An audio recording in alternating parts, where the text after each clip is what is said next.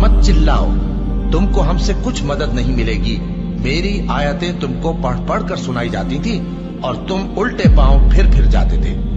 उनसे सरकशी करते, गोया एक किस्सा गो को छोड़कर चले जाते थे।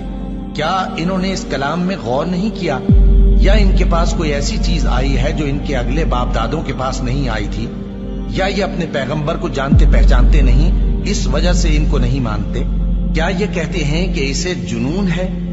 नहीं, बल्कि वो इनके पास हक को लेकर आए हैं और इनमें से अक्सर हक को नापसंद करते हैं। और अगर माबूद बरहक इनकी ख्वाहिशों पर चलने लगे तो आसमान और जमीन और जो इनमें है सब दरहम बरहम हो जाएं।